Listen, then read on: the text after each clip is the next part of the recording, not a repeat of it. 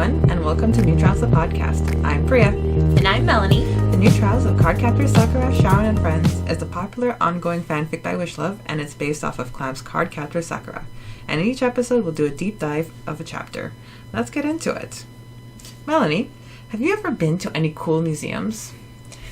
So, we actually have a really neat museum here in Kansas City. I'm sad we probably won't be able to get to see it this trip. So, future trip, Preya, but it's the Nelson Atkins Museum. And it's like a super cool museum. And they usually have there's this big sculpture garden in the back where usually they bring in different sculpture artists. And it's really pretty.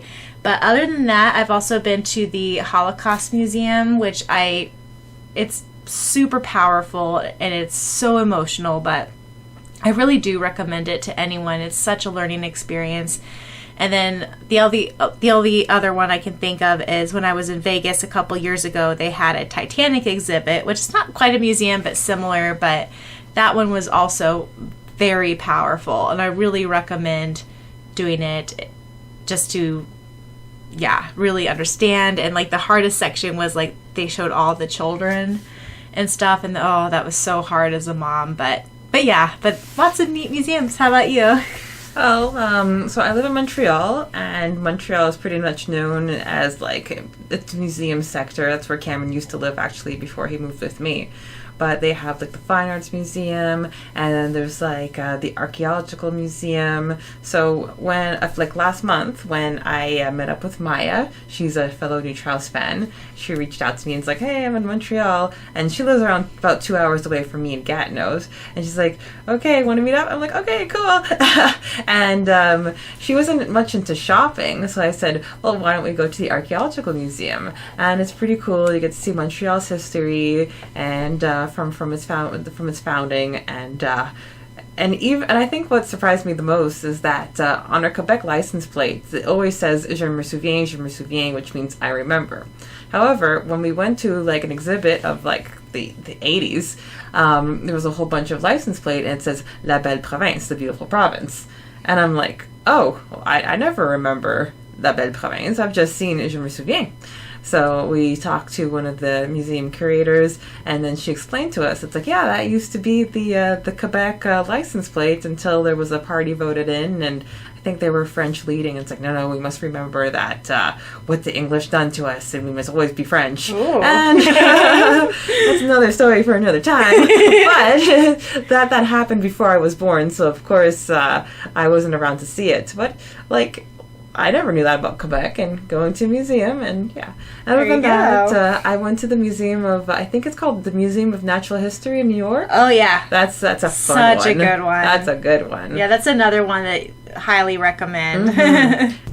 And for our Alliance of the Stars section, Diana also commented on Chapter 1 of the audiobook, and she said, this was so good. I haven't read Chapter 1 in ages, but I'd forgotten the funny moments in it. I loved your take on Lee Yalin's thoughts while reading Syaoran's letter, and those sound effects through the chapter were amazing. It really added something that the other audiobooks I've heard don't have. Thank you for sharing. I look forward to the next chapter. And thank you so much, Diana. I really went back and forth a whole lot about whether or not I was going to add in sound effects and music and that type of stuff. And in the end, I decided that I felt like it added to it. So thank you. I appreciate it. And then Diana also commented on Chapter 1 of our podcast, and she said, I had completely forgotten the change in grades. I don't know how to explain it, but I think 13-year-old me was just happy to read about her favorite characters being the same age, same grade. I felt like I was growing with them when before they were older than me. My earliest recollection of CCS was when I was 3, so 9 and 10-year-olds were the epitome of coolness. Like you, I love fluff and stuff, but I'm glad that there was that rift between Sakura and Syaoran at the beginning, since it does help move the plot. Like you mentioned, even just 1 year difference feels like a huge difference when you are a child/teenager. I know I felt it, so I understand why there would be that change in relationship even if they weren't separated for so long. I'm so used to Arc 3 and 4, Eran and Erika, that I forgot how villainous and ominous they were in the earlier chapters. Very shoujo-like nostalgic. For Melanie, I didn't know that about the Judgment card. Glad to know something new. I like tarot and know a bit, but I'm still learning. Jumping way ahead. Regarding the cliff, I love that you guys mentioned the OG chain twins. Fangirling intensifies. As the story progressed, I was able to make the connection of the cliff. However, it wasn't until your insight that I considered that Risa or Ryuichi might have been sending Syaoran and Sakura a message. I have so many theories. However, I will contain myself because I want to share them with your future podcast discussions and audiobook readings. What I will say is that I once told Preya that I believe that Ryuichi, crazy guy he is or was, is doing all these questionable/horrible things to save Risa's soul. Diana, what do you mean? I believe that he was obsessed with trying to bring her back, that he unintentionally messed/corrupted her soul until it no longer was her. Rather than let his sister go down that path alone, he went, I'd rather have people hate me than think wrong of her. We are twins, but I'm her older brother and her only family. I promised I'd be with her through the good and bad times. But your insight changes everything. Thank you for sharing. I look forward to the next one and take care. Oh my gosh, Diana, you are just absolutely amazing, especially with how you talk about the Great Five. Preya told me that, you are our Great Five expert. And honestly, your comments regarding how Ryuichi is doing all of this to save Risa's soul actually makes sense to me as well. I could 100% see him doing that for her. So yeah, that's amazing. And I'm glad you like tarot as well. We'll have to talk about it sometime in the future. But thank you for commenting. Today we'll be diving into Chapter 24, The Mirror of Truth. This chapter was also released on March 3rd, 2001, as like the previous chapter. The word count is 8,107 words, and everyone is in the 9th grade, and it's the month of May. Now for the summary. Sakura had a nightmare about how Syaoran only associated with her because of the cards. When Syaoran tried to explain the Great Five Magicians, her thoughts went to the nightmare, and she stormed away, leaving Syaoran confused. At school, everyone was talking about Princess Rosa's mirror, and Tomoyo explained the legend of how a beautiful princess loved a commoner but could not marry him because of her status. She commissioned a mirror to show her who she was, and in it she saw a maiden in love with a man. So she ran away and married the man, living happily ever after. The Mirror of Truth had been attracting people, as it was known to reflect the person's inside. They all decided to go see it. Sakura overheard Mei-Lin telling Tomoyo about her conflicting feelings towards Syaoran and Sakura and felt bad. Everyone was ready to go to the museum. Sakura found another Shingsan painting with Nadeshiko and Ryorin when she bumped into the Kaiju magician in the street close to Mei-Lin's horror. At closing time, Sakura made Syaoran, Tomoyo, Mei-Lin, and herself invisible to elude the guards when they realized that Kaiju might steal the mirror. When he came, they tried to hide, but Mei-Lin's bracelet gave them away. Kaiju retrieved the mirror, but in a trance, Sakura went through the mirror with Syaoran right behind her. They found 3 scenarios in the mirror. The first showed Nadeshiko and Ryorin sharing happy times. The second showed Ryorin with a sword at Nadeshiko's throat. The triumphant golden-eyed forces, and a lost Nadeshiko calling out for Ryorin, who left her behind and her deciding on Fujitaka. The third mirror showed Ryorin witnessing Nadeshiko's future with Fujitaka, where he didn't belong. That was when he knew he had to leave before telling Nadeshiko his true feelings for her. But he still learned how to love. Sakura and Syaoran used their minds to find each other when the mirror showed them images of people they knew in pain. Then the mirror showed the Great Five Force Magicians with their treasures. When a voice threatened Syaoran that he would face the same future as his father, Syaoran said he was in control of his own destiny. Before escaping, Sakura was multiplied 10 times. However, Syaoran used the green ribbon in his pocket to focus in order to locate and release her. Out of the mirror, Kaito was not fazed with the fact that Sakura and Syaoran were magicians. He accidentally looked in the mirror and paled at the reflection. Before he left, Tomoyo videotaped him, Sakura named him Kaito-kun, and Mei-lin reminded him to eat his vegetables. They all got out before the guards found them. So we open with a dream where Sakura is self-conscious that Syaoran is only in Japan because of the threat of the enemy. Now look, she's not wrong, because prior to that he was in Hong Kong and he only came back because of the threat. But like, girl, take it as a win. But you know, like we talked about previous, this is like definitely her running theme and something she definitely has to work through in order to grow as a person and to understand him more. Yeah, because it's like, okay, fine. So the only reason that he came was for the cards. But what you make of it, that's what counts. Mm-hmm. It's like you could just be very like professional and cold and business as usual. Nobody's asking you to share information, to be friends. Right. Yes. So it's really what you make of the situation. I was actually going to ask if Kyo-chan ever got some intel from his time abroad. And I'm glad in this chapter we did get to see him talk about what he's been researching. Just knowing that he's not just sitting around and eating snacks and bothering everybody. Exactly. But it was strange because it's like the Mizuki line is still unknown at this point. Uh-huh. And I don't understand because Ariel is so close to Kaho and Miho and they're both from the Mizuki line. So I don't know if Wish-chan was just biding her time, but I found that very peculiar. I feel like she's biding her time because it's revealed that Kai is the one that's going to be the Mizuki representative. Representative, exactly. So, because of the dream, Sakura's self-consciousness is kicking into overdrive. Now, I've definitely been there. I can relate with feeling insecure as anyone who's ever been a teenager could. Right. So, yeah. So, like, I'm happy to say I'm definitely in a point of my life where I'm more self-assured as an adult. But no, as a teenager, it's like you are surrounded by self-consciousness. For sure.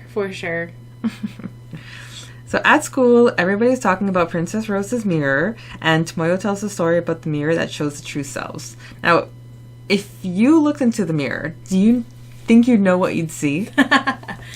I am kind of in the realm of what Kai thinks, where I would not want to be shown my true self. Because I think our true self, I think we all have this image in our head of what we think we are. But then I think if any of us were ever to be shown the truth, I don't think it's anything any of us would ever want to see. There's a really good book by Sarah J. Maas. It's the Court of Thorns and Roses series. And there's a part in that book, not to give it completely away, where the main character sees her true self in the mirror. And it's like this terrible, terrible monster, basically. And so I don't know. I feel like a part of me would want to know because I'm curious by nature, but then another part of me would not want to know what my true self actually is. How about you? What would you do? See, I was thinking the opposite because I was thinking that maybe the goal of the Mirror of Truth is seeing yourself. Mm. So it's like if you're content and if you're secure and if you're happy with the person you are, then that's what you're going to see in the mirror. Mm-hmm. And I was thinking more like maybe it's like Mirror of Erised, Harry Potter lore. Right. Yeah. So like, right now I probably see myself with more money to pay off the debt that I went into to build my house. Yeah. But like, we'll pay that off soon enough. Yeah. But that's like the only thing. Yeah. I think my Mirror of Erised would be to like me with probably like more children and stuff. I think is probably what I would see. So there's a mention of the green ribbon that Syaoran pocketed. I really love that it's his talisman. It's like, yes.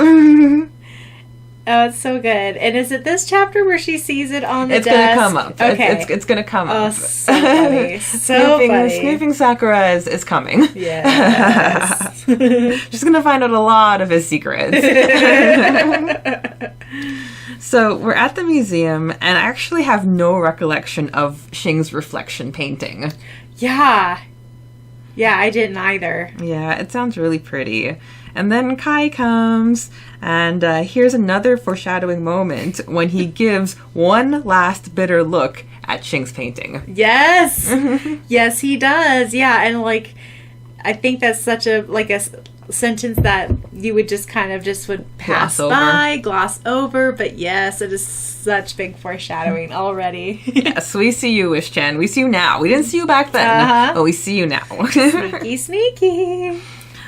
So, the lining up for the Mirror of Truth, it sounds like lining up for the Mona Lisa. So, I don't know if you've heard, but basically, there's always a long lineup for the Mona Lisa. So, everybody says, oh, it's underrated, it's underrated. So, my brother, he was just in Paris. And even though he didn't wait in line, you can still see it from afar. Like, you can be on the outside of the room, and if you look, you can see it. So, everybody who lines up to see the Mona Lisa, their reaction is usually, oh, it's a lot smaller than I thought. That's what I was going to say. I heard it's actually really small. Yeah. So then here he is with everybody's, words in his head. Oh, it's really small. It's really small. So he goes and he sees it from across the room and he's like, it's bigger than I thought.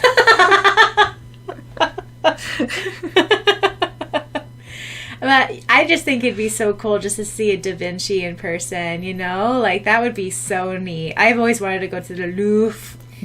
Louvre. My Spanish. We've been talking about this all week. I always want to roll my R's for everything. So instead of going, like how I normally would, you go, the Louvre. Louvre. Yeah. Louvre. Whereas I'm going to go Louvre. Thing is, though, the France people, they have a different French accent. Mais non, mais il faut dire la Louvre. Actually, I don't even know how to do a French accent, but because I can't do a French accent, but I can just tell you that the French accent is different from the Quebec French accent. So maybe they say it in a different way altogether. But I actually feel bad for the rest of the museum exhibits, because even Sakura and her friends were there all day, and they hung out in one room. So my question to you was, do you remember SNS actually going inside the mirror? Because I felt like I was reading Neutrals for the first time because I had no memory of this. So then we were talking a little bit, because now that I have her here in person, her and I were kind of chatting on the couch a little earlier, and I was like, man, I remember this mirror scene being a lot longer than what it actually was. And then Priya's like, yeah, because they go in again at Starcross. I was like, oh, that's why. Because I remember when I got to that part of the audiobook for this chapter, I was like, oh man, I better go get a new drink and really settle in, because I know I'm going to be here for a while. But then all of a sudden I was done, and I was like, that was a lot shorter than I remember. No, we do get the Mirror of Truth in Arc 3, and that will be plenty long. Oh my god. Everyone pray for my vocal cords. So we have a lot of Nadeshiko and Ryurin in this chapter, and we finally see why Ryurin left Nadeshiko and went back to Hong Kong without revealing his true feelings, which was actually a question that we had back in Arc 1. Yes. Man, I feel for the guy so much. Oh, yeah. Because it's one thing if you see the girl you love fall in love with another. I feel like you could kind of rationalize yourself with being like, well, I can still fight for her and make her love me. But then the fact he sees it's literally their daughter that finds the Cloud Card book. And I have a headcanon too, another headcanon of mine, where he actually saw Syaoran, his son, also helping Sakura and falling in love, and then their future together. So I think in my head, not only seeing Sakura becoming who she was, but then seeing his son actually meet Sakura, I think that was the cherry on top of the cake for him, so to say, and that's what made him really decide to leave and not fight for Nadeshiko. Wow. I am almost willing to put money that that's going to be something we find out towards the end here. I don't know if we're going to find out, because we had that epic Ryurin scene in the fantasy. That's true. And I think that closes the book on Ryurin. Oh, we'll have to bet another dinner. So, when Sakura saw all the pain in one of the mirrors, she sees Miho going crazy, Miho being sick, and another figure sobbing in his hands. And I'm going to say that's Mikei. Yes, I agree. That's what I was going to say. And you meant Miara sick. Oh, yes, sorry. Miara being sick. Yes. Yes. So, so the one who's sobbing in his hands, that has to be Mikei. Agreed.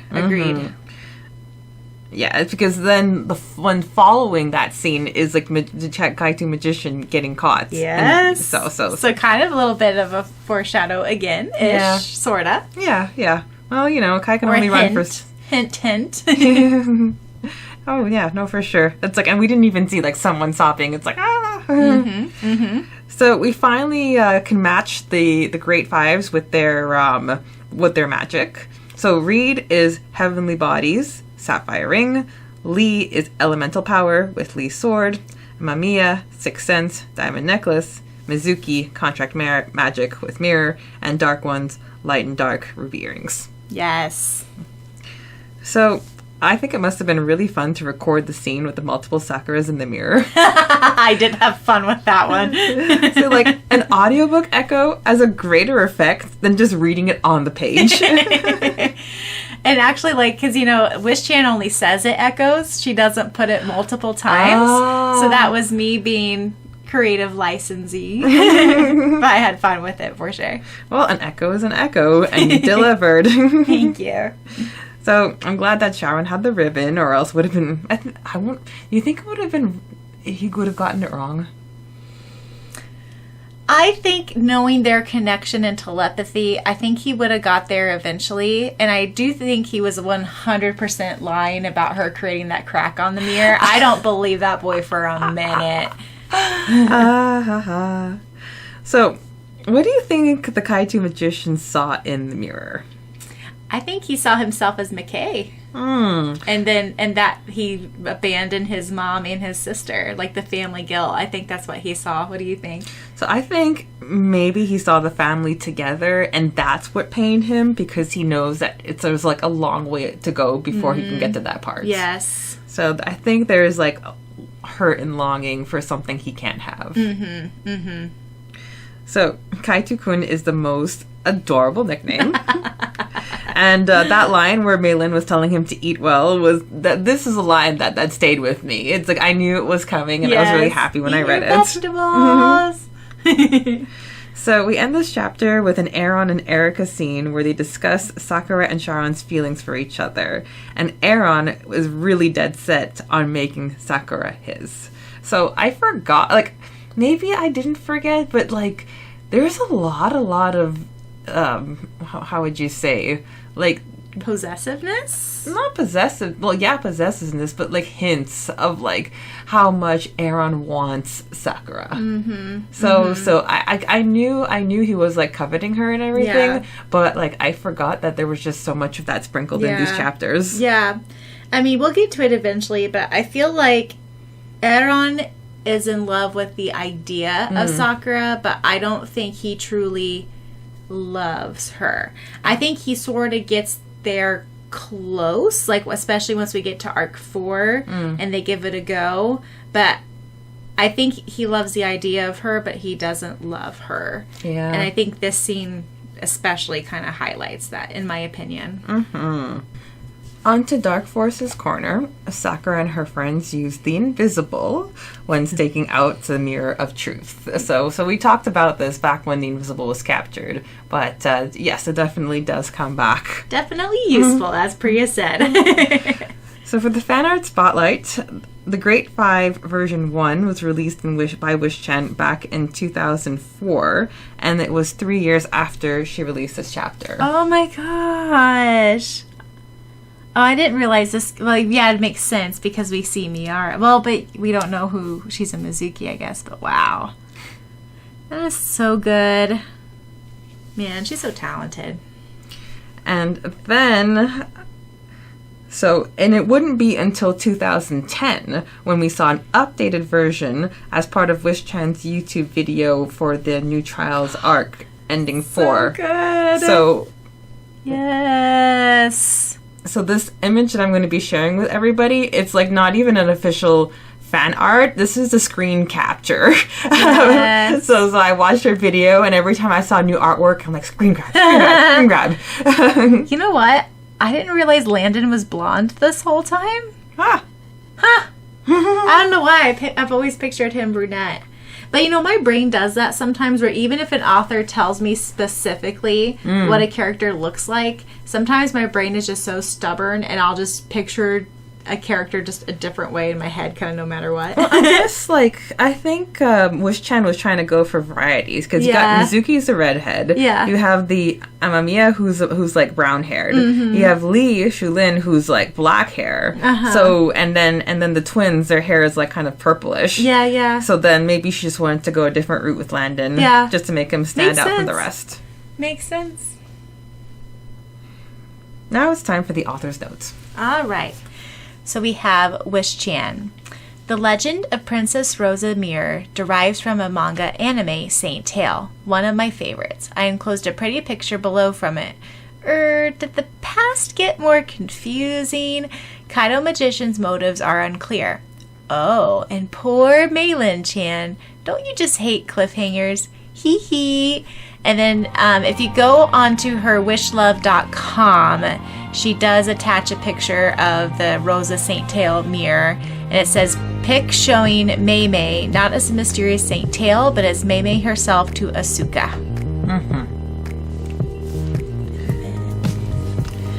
You have been listening to New Trials, the podcast, where it must rain for there to be a rainbow. You've been listening to New Trials, the podcast. Please be sure to check out the audiobook version of this fan fiction that you can find anywhere that you can find this podcast. Also, please be sure to check out the Facebook fan page for New Trials, where a big part of our discussions happen nowadays and where you may be highlighted in our Alliance of the Stars section. And please be sure to stick around next week when we discuss Chapter 25, Parting Friends.